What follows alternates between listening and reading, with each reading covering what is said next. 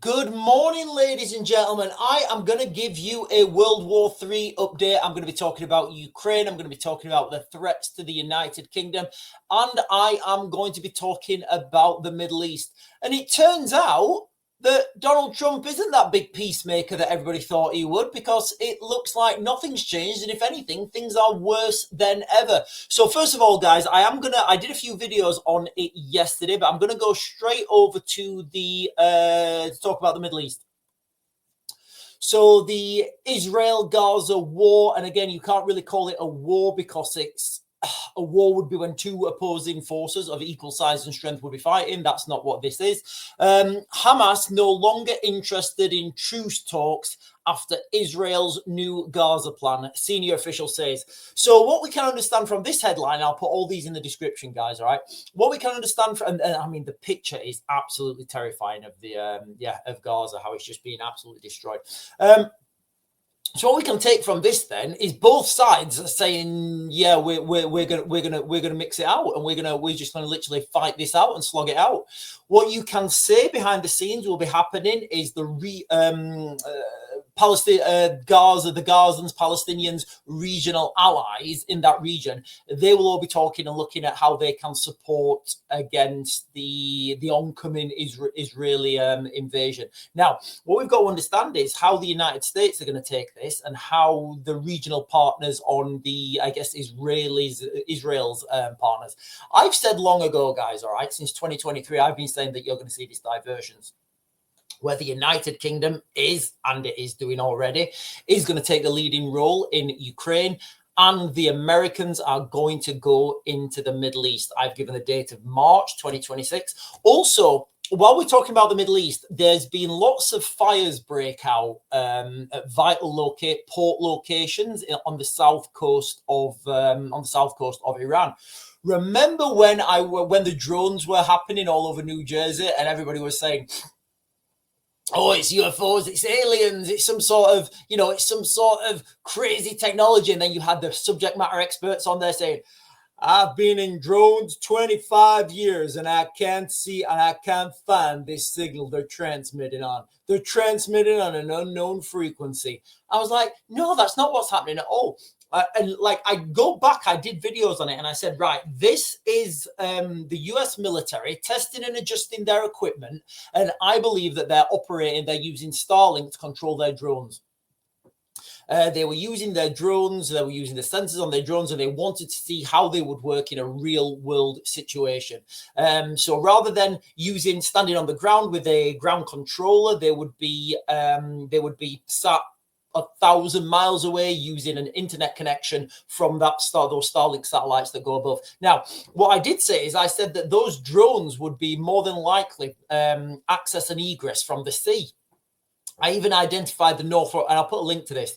I even identified Northrop Grumman's, I think it's Sea Manta, which is an underwater drone. These things can take drones. These things can move very slowly up to the shores of your enemy nation.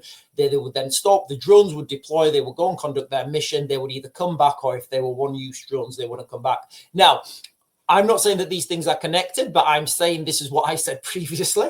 And in those videos, I said you're probably going to see reconnaissance and low-level strikes happening on that south coast of Iran to soften those targets up. And that's what you would see before an invasion. So this is already happening, guys, all right? The pretense to that invasion is already happening. It's starting. You guys can go and watch that in real time. So that's kind of what's happening in the Middle East.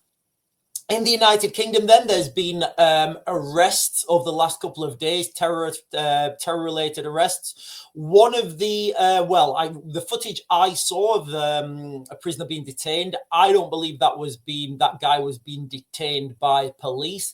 I believe that guy was being detained by military.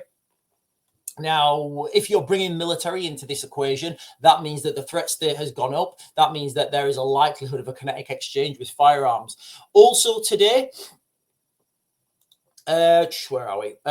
Politics Live. Keir Starmer prepares Britain for direct military attack, and they've highlighted military for some reason, by Russia, as ministers fear the UK is unprepared and poorly defended. Yes, we are, ladies and gentlemen. It's embarrassing to see the level of civil defence in the United Kingdom. It's embarrassing.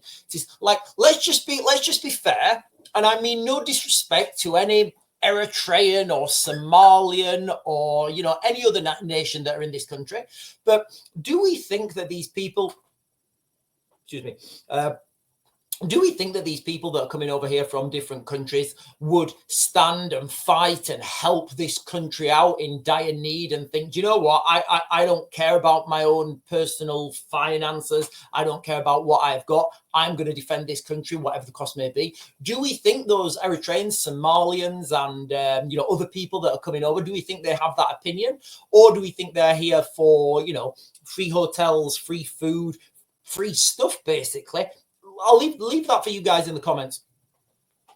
Now, what I would say is that, you know, the real threat, and I've said this so many times, guys, the real threat is not from direct military action. The real threat is from low-level sabotage. I don't know, substations being set on fire, water pipes being destroyed, storage depots being set on fire, nuclear submarine facilities being set on fire.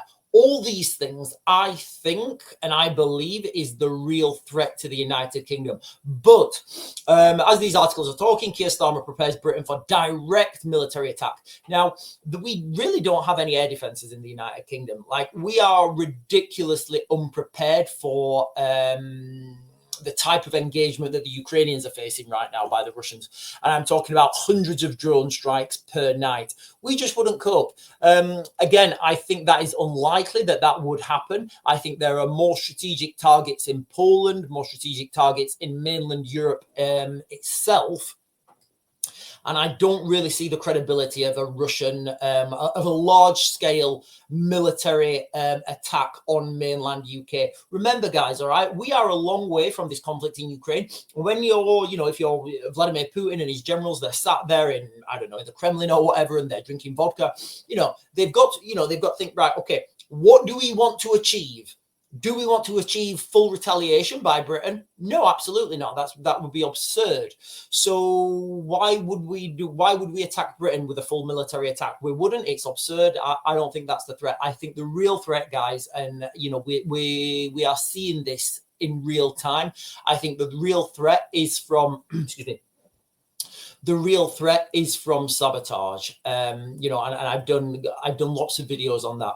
Now, the fact that they're talking about this and understanding that we are, you know, vastly underprepared, I think this is just movement and direction to get Britain ready to put Britain into a war economy or a war footing, whereby you could get people who are unemployed, for example. You could get people who are unemployed to work and do something as part of the war effort. You could get people who are, you know, who have jobs, who have particular jobs and skills.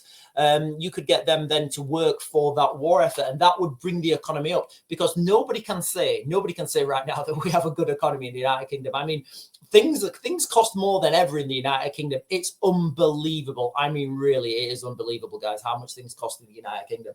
I went to my local store and I usually buy a pack of biscuits, and I remember when I first started buying those packs of biscuits, and it seemed like only last year.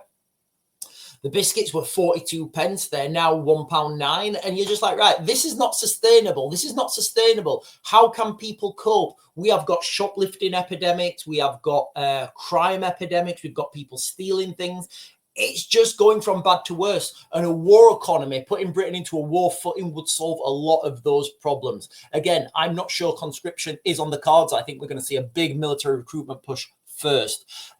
Also from the Ukraine front then, Ukraine war briefing, second night of Moscow drone raids, Kursk substation hit. In fact, should I share this? No, I won't.